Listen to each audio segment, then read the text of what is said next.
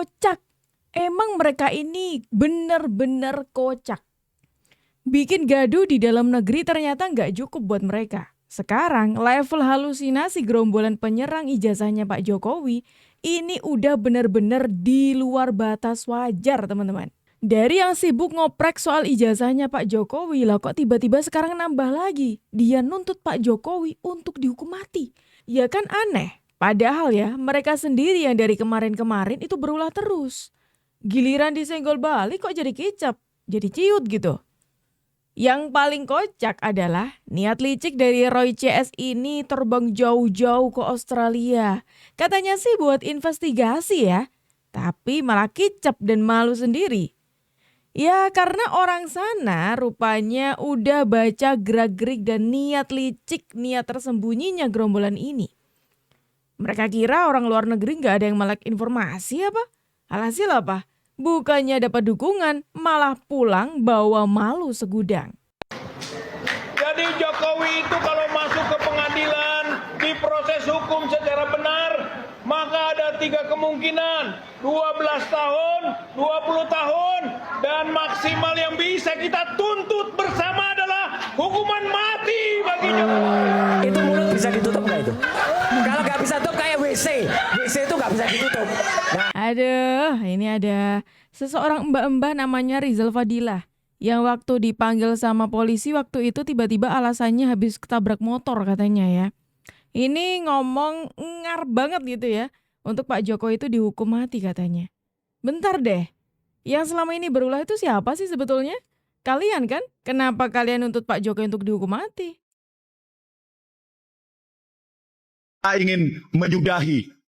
Kita ingin menyudahi dinasti Jokowi yang sangat rakus, serakah terhadap kekuasaan. Karena dia dengan sengaja memanfaatkan kekuasaannya untuk membuat, karena gagal 3 periode, maka anaknya lah sebagai penggantinya menjadi wakil presiden. Dengan cara apa? Berkomplot, pemufakatan jahat antara KPU, Mahkamah Konstitusi, dan Ditjen Dikdasmen. Kami telah mengunjungi Ditjen Dikdasmen bahwa memang benar, tidak bisa dibantah lagi bahwa Gibran tidak pernah lulus SMA. Nah ini sama nih ya, sama-sama ngarep Pak Jokowi untuk dihukum, untuk menyudutkan Pak Jokowi, untuk membuat Pak Jokowi ini masuk ke dalam penjara. Padahal nih ya, sekarang logika saja. Mereka yang selama ini membuat gaduh, mereka yang selama ini tidak bisa membuktikan tuduhan mereka itu benar gitu ya. Terus mereka maksa banget untuk Pak Jokowi dihukum. Nggak masuk akal gitu loh. Lebih masuk akal ketika mereka sendiri yang memulai kisruh ini, terus lantas mereka tidak bisa membuktikan, lah mereka yang harus mempertanggungjawabkan. Itu masuk akal teman-teman. Iya kan? Selama ini narasi mereka itu selalu nggak masuk akal gitu loh. Apalagi bukti bertingkahnya mereka ini sampai mereka jauh-jauh ya, salah satu dari 3 orang ini. Tapi ya bersama dengan gerombolannya, itu jauh-jauh datang ke Australia. Katanya sih mau nyariin ijazahnya Mas Gibran ya. Hai para termul. Ini saya sudah benar-benar berada di depan UTS. Sudah benar-benar ya, katanya. University of Technology Sydney. Ya. Jadi saya sekarang sudah berada di bekas ya, bekas gedung yang dulu disebut sebagai Insert Language Center atau disebut sebagai Insert UTS, yang sekarang sudah menjadi, kalau tulisan ada di situ adalah 187 Thomas Street atau bahkan di sini ini 187 Thomas Street Auditorium ya. Dan di sini dulu pernah yang namanya Fufu Fafa. Nah, ini Fufu Fafa ya. Itu katanya ada di sini dulu, Fufu Fafa ya. Sekarang dia sudah jadi Oh, Fufu Fafa. Oh, maksudnya Anda sendiri gitu. Lah, kan sejauh ini kita masih belum ada kejelasan loh soal Fufu Fafa ini siapa. Dan kebetulan nih, yang pakai kaos Fufu Fafa itu ya Anda sendiri. Dan Anda mengatakan konon katanya Fufu Fafa itu pernah berdiri di sini, pernah ada di sini gitu. Ya itu Anda sendiri Bung Roy. Jangan-jangan itu Anda. Kok kayaknya saya rasa nih ya, Anda jauh lebih paham, jauh lebih tahu Fufu Fafa itu kayak gimana ketimbang orang yang Anda tuduh, yaitu Mas Gibran. Iya kan? Kan jadi tanda tanya, jangan-jangan nih Fufu Fafa yang sebetulnya itu adalah Anda. Dan masih banyak sebetulnya pertanyaan saya ya. Kalau Anda, tadi kan sudah saya spill ya, kalau Roy Suryo datang ke Australia itu untuk mencari ijazahnya Mas Gibran. Bentar dulu, Mas Gibran kan kuliahnya di Singapura. Ya memang ada kerjasama dengan kampus yang ada di Australia. Cuman Anda keliru kalau datangnya ke Australia. Harusnya datangnya ke Singapura dong, ya kan? Harusnya datang ke MDIS. Kenapa kok Anda datangnya ke tempat yang tidak semestinya? Anda mau menghindar ya? Atau kayak gimana? Sebenarnya simple, Pak Surya. Ketika kita sudah mendengarkan ini, kenapa baru sekarang? Udah 2 dekade jadi presiden. Baru dikulik-kulik seperti ini. Ini pertanyaan dari banyak orang, termasuk saya sendiri. Ini Pak. Ya. Kemudian juga, karena ini kan sedang dipersiapkan plan berikutnya nih. Ini kan bahaya. Nanti kan kita kalau dengar begini lagi, ya. Jadi kenapa seperti ini gitu loh Pak. Nah baru dikulik seperti ini habis gitu. Kita kan gemes dengernya gitu ya. Nah gimana nih Pak Surya? Yang pertama pertanyaan dari Ibu. Kenapa baru sekarang? Saya harus mengatakan ya mungkin jalan yang diberikan oleh Allah adalah sekarang. Alah ngeles. Ngeles banget, gak masuk akal ngelesnya. Ngelesnya itu loh gak masuk akal.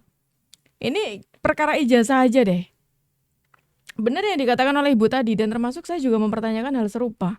Kalau memang gerombolan mereka itu mempermasalahkan ijazah, jangka waktu dari Pak Jokowi wali kota sampai presiden itu lama banget loh. Pak Jokowi presiden saja 10 tahun ya kan. Belum yang lainnya, itu lama gitu loh.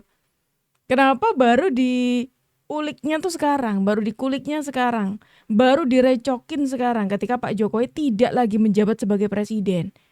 Gak masuk akal kan? Gak masuk akal banget. Dan Anda kira dari mulai Pak Jokowi mendaftarkan diri dari wali kota, gubernur hingga presiden, apakah Pak Jokowi tidak melewati tahap-tahap yang sangat-sangat detail itu? Lah Anda kira KPU itu tidak secerdas itu, tidak secerdik itu untuk meneliti ini dokumen asli apa enggak? Anda sama aja ngeremehin loh. Dan kedua, ini terus terang saja. Ya bukti-bukti itu memang baru terbuka akhir-akhir ini. Dan memang terus terang begini, tahun 2022 tadi, memang Pak Sigit Sunarta sudah menunjukkan kan fotokopinya. Tapi kami nggak boleh Bu. Bukan nggak bolehnya gini, bukan nggak boleh secara hukum. Secara ahli itu ada keterbatasannya juga Bapak dan Ibu. Kami tidak boleh kalau bukti itu tidak cukup kuat untuk dianalisis. Kalau hanya hitam putih, apalagi fotokopi, terus terang pasti nanti error marginnya tinggi banget. Lah yang Anda teliti kan itu fotokopi, Roy Suryo. Maksudmu gimana sih? Dan tidak akan ketemu soal cap tadi. Karena kalau hitam putih nggak nampak. Warna merah di dalam warna hitam putih itu akan sama menjadi hitam. Jadi salah nanti. Tapi kalau hitam kapal berwarna, jelas banget dalam penjelasannya Dr. Resmond di buku itu. Dia mengurai warna itu menjadi 255 skala. Dia uraikan. Skala warna merahnya sangat minim alias tidak ada dalam jas hitamnya. Kalau ada, tetap ada merah itu. Apalagi dianalisis dengan luminance gradient. Nampak pasti, langsung kelihatan. Itu nggak ada. Jadi jawabannya itu. Yang kedua Bu, jawabannya adalah dulu, ini nggak apa-apa, saya cerita aja ya Bapak dan Ibu. Dulu memang luar biasa rezim Jokowi ini. Alah. Saya pun sebenarnya juga menjadi korban sama seperti Bambang Tri dan Gus Nur.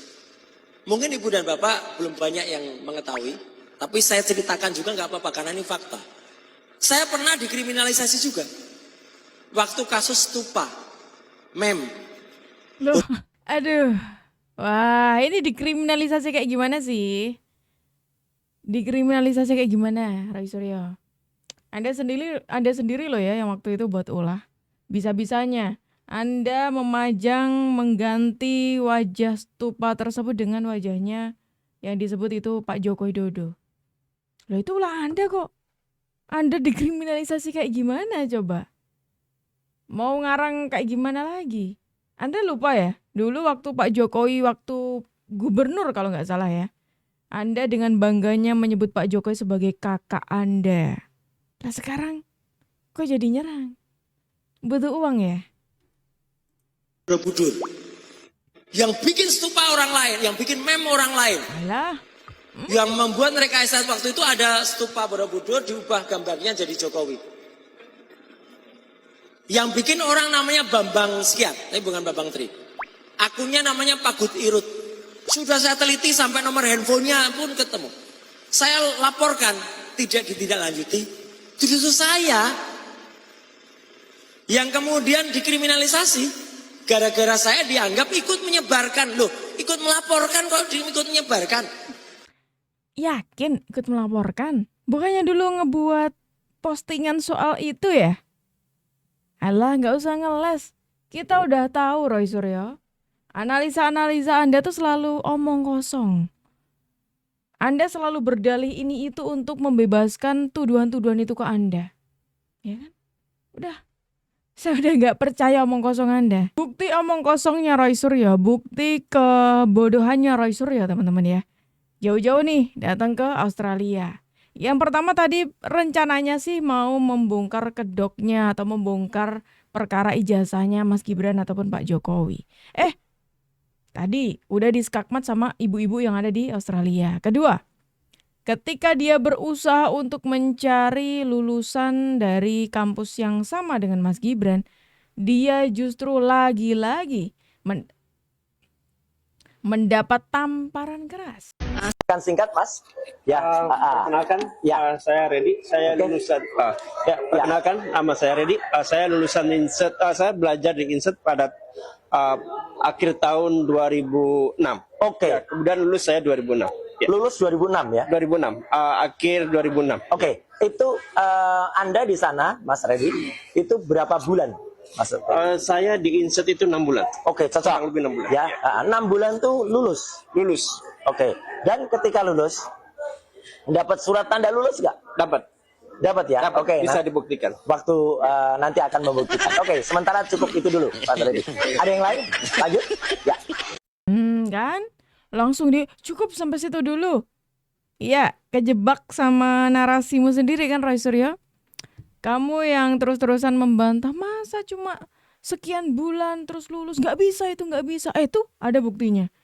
Mahasiswa, kampusnya sama. 11-12 sama Mas Gibran. Tenggat dia belajar di sana sampai dia lulus sama dengan Mas Gibran. Langsung Anda stop. Kenapa Anda tidak mau melanjutkan? Takut makin kebongkar ya? Tanpa ada pembuktian. Tuduhan-tuduhan yang tanpa pembuktian itu sama aja kayak bisikan gaib kan. Berubah-ubah kan, tuduhannya berubah-ubah. Oke. Mulai dari nggak pernah kuliah misalnya. Ternyata ya mungkin pernah kuliah tapi nggak lulus. Atau misalnya dia lulus tapi ijazahnya bukan yang itu.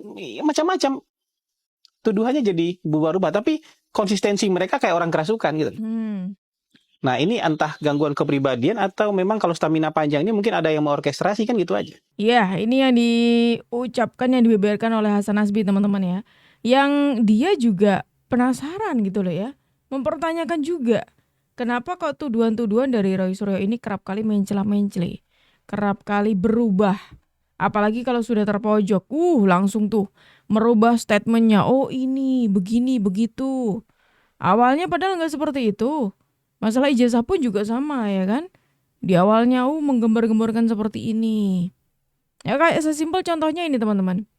Mereka selalu menyudutkan katanya kan yang mereka teliti itu kan fotokopian. Harusnya kan nggak bisa ya kan. Kalau memang ada bukti fisiknya yang harus diteliti adalah ijazah fisiknya. Mereka mengklaim katanya mereka ini nggak dapat datanya dan lain sebagainya. Tapi mereka sudah bisa mengklaim kalau ijazah itu palsu. Gimana caranya? Padahal data yang mereka punya itu hanya sebatas foto dari fotokopian. Nah, makin ngawur lagi analisa mereka. Yang pasti teman-teman ya, pada intinya mereka akan percaya jika hasil itu sesuai dengan yang mereka mau. Itu baru mereka bakal percaya. Sekalipun itu Barreskrim, sekalipun itu kepolisian, bahkan itu pihak UGM pun yang memberikan pernyataan, dan itu hasilnya Pak Jokowi memang lulusan dari sana, Pak Jokowi memang alumni dari sana, ataupun Mas Gibran alumni dari kampusnya, Roy Suryo CS tidak akan percaya. Kocaknya mereka justru mengatakan, lah yang ada di KPU tidak sama yang kita punya. Loh, berarti yang dipertanyakan itu ya ijazah yang Anda punya berarti, ya kan? Yang ada di KPU itu sudah didapatkan dari Pak Jokowi langsung ataupun dari Mas Gibran langsung. Terus maksud kalian, semuanya data itu harus sesuai dengan data yang kalian punya. Lah kan kita bukan orang yang goblok tuh ya. Teroris tangkap teroris. Ini adalah gerakan moral kita untuk mengingatkan bahwasanya hal ini sudah berlangsung lama dan menimbulkan perpecahan di akar rumput. Jadi teman-teman ini adalah dukungan moral terhadap apa yang mereka lakukan, terhadap apa intimidasi atas nama rakyat yang mereka selalu sebutkan. Dan itu sangat sekali dan sangat merugikan kepada seluruh rakyat Indonesia yang merasa dicemarkan oleh nama baiknya oleh mereka-mereka itu. Dan perlu diketahui, kita ini lebih dari 100 organ relawan, Jokowi, Prabowo, Gibran, dan teman-teman kita di luar itu masih ada sekitar 100 orang tidak bisa masuk. Jadi kami adalah perwakilan dari mereka, perwakilan dari suara-suara mereka, dan kita berharap bahwasanya dalam bulan ini sudah ada suatu perkembangan yang pesat, sesuatu yang kita katakan sudah ada status hukum yang jelas, dan kalau bisa memang itu semua ya bukti-bukti dan juga saksi-saksi itu sudah cukup, tetapkan mereka sebagai tersangka teroris. Ya, saya sepakat juga sih sama apa yang dikatakan oleh beliau ini tadi. Karena memang mereka-mereka ini, gerombolan Roy CS ini, kalau dibiarin mereka tambah ngelunjak teman-teman ya. Semakin membuat kegaduhan yang lebih parah lagi. Semakin membuat kekacauan, semakin memecah belah bangsa ini. Makanya mereka nggak bisa dibiarin. Kalau memang sudah buktinya sudah cukup, segera tangkap teroris atau trio RRT ataupun ya orang-orang yang sudah membuat gaduh ini teman-teman. Gimana? Kalian setuju nggak? Silakan tulis di kolom komentar. Saya nggak rela orang Indonesia dibohongi orang nggak logis ini. Kalau manusia seperti ini, SMA kok disalahkan universitas. Logika mana? tapi saya kan ijazah dari UTS itu hanya UTS itu perguruan tinggi atau enggak? Sekarang tanya, kenapa Dikdasmen hanya gitu aja nggak bisa jawab. Tahu arti universitas nggak? Anda yang nggak ngerti. Lah iya tahu arti universitas nggak? Nggak ngerti dia. Gini. Ya sebetulnya saya ogah ya ikut-ikutan komen dalam isu ijazah palsu karena ini jelas ranah politis. Tapi ketika Pak Roy Suryo mempertanyakan ini logikanya di mana, dan ini kebetulan memang ranah saya merasa perlu meluruskan. Karena penyesatan yang dikampanyekan terus-terusan itu lama-lama menjadi seolah kebenaran. Saya sudah 24 tahun berkecimpung di dunia pendidikan internasional dan saat ini menjadi penasehat senior pendidikan lintas negara atau istilahnya transnational education. Sebelumnya saya juga pernah bekerja 9 tahun di Universitas Australia. Begini jelasinnya Pak Roy ya. Ijazah SMA Indonesia ataupun negara lain tidak selalu diakui setara dengan SMA di Australia. Karena itu, banyak universitas di sana membuka jalur pathway program, semacam matrikulasi yang disebut foundation. Program ini setara dengan kelas 12 di Indonesia. Contohnya, University of Melbourne punya Trinity College yang menawarkan foundation. UTS, University of Technology Sydney, punya program foundation yang dikelola oleh InSearch. InSearch memang bukan universitas, tapi pathway menuju universitas. Dalam praktiknya, banyak siswa Indonesia yang bahkan selesai kelas 11 itu langsung berangkat ke InSearch. Dan mereka memang bisa diterima. Bahkan untuk siswa dengan kurikulum Cambridge, setelah lulus O-Level setara kelas 10 di sini, itu juga bisa langsung masuk ke InSearch, kemudian ke UTS University ya. Program foundation ini bukan hanya diakui oleh UTS, tapi juga jadi jalur masuk yang diakui sejumlah universitas lain, bahkan di luar Australia. Misalnya MDIS di Singapura yang diambil oleh Mas Gibran. Itu juga menerima siswa dengan menempuh jalur foundation ini. Jadi, kalau memang mau mencari kebenaran, nggak sulit kok. Program INSEPS ini bahkan ada di Indonesia, ditawarkan lewat UIC College. Silahkan monggo, bisa langsung dicek ke sana tanpa berdebat panjang lebar. Tapi kalau memang mau mencari kebenaran ya. Tuh, kena skakmat lagi sama Ina Lim. Ini seorang yang sudah berkecimpung di pendidikan internasional dan sudah menjelaskan sangat jelas mengenai pendidikan yang ada di internasional di luar Indonesia dengan di Indonesia. Gimana Bung Roy? Sudah ada kalimat yang menarik di akhirnya tadi. Silakan kalau mau dicari. Kalau Anda memang maunya nyari kebenaran. Kalau enggak ya berarti sudah terjawab ya teman-teman ya. Selama ini narasi-narasi yang dilakukan oleh Bung Roy atau diucapkan oleh Bung Roy dan gerombolannya hanya sebatas omong kosong aja. Pak, saya mohon maaf ini Pak. Mohon maaf banget Pak. Jujur nih Pak. Saya udah bosan Pak, udah muak isu ijazah ini Pak. Saya udah gak mau lagi Pak. Saya bilang sampai Roy Suryo dan kawan-kawan ini jadi tersangka. Baru saya mau lagi bicara tentang ini di media Pak. Saya ngomong begitu. Terus Pak Jokowi sambil ketawa dia bilang, kamu aja Fred apalagi saya udah lebih-lebih lagi kata dia. Itu tuh statement spontan Pak Jokowi. Pak Jokowi aja udah muak banget. Iya sih ya teman-teman ya.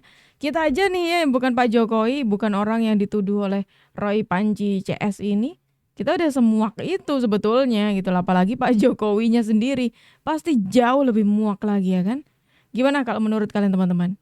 Silakan tulis pendapat kalian di kolom komentar. Dan terima kasih karena kalian sudah menemani aku dari awal sampai akhir. Aku Jup pamit undur diri. Sampai jumpa.